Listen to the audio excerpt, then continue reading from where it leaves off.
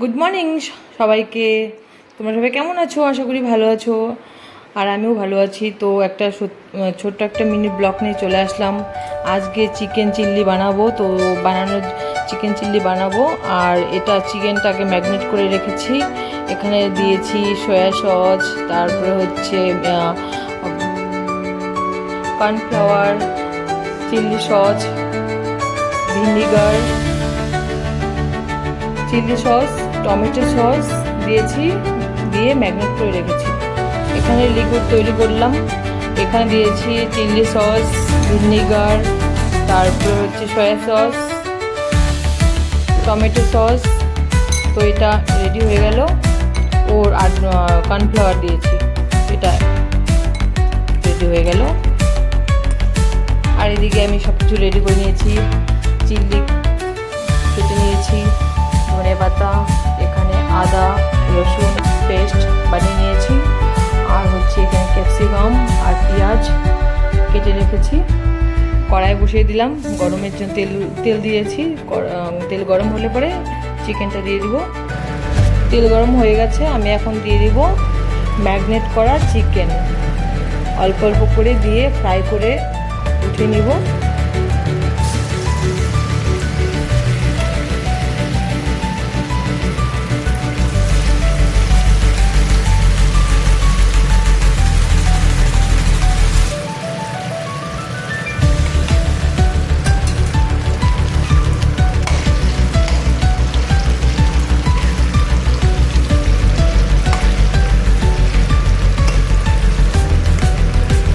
হয়ে গেল চিকেন,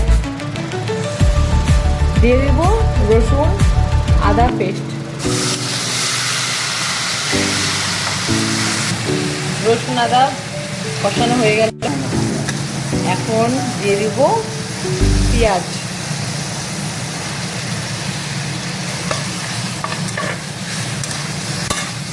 দিয়ে দেব ক্যাপসিকাম আর চিল্লি।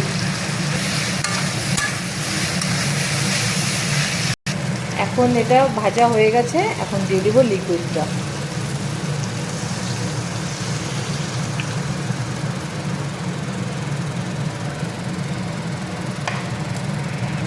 স্বাদ মতো লবণ দিয়ে দিলাম, চিকেনটাও দিয়ে দিব। এখন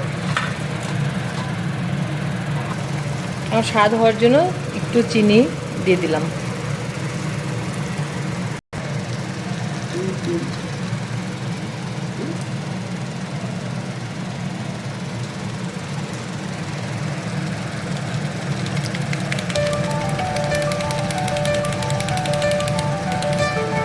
গোলমরিচের গুঁড়ো দেওয়া হয়ে গেলে এখন দিয়ে দেবো ধনে পাতা।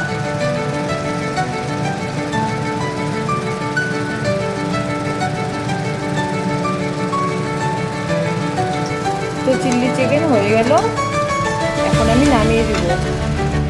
Finally chilli chicken ready.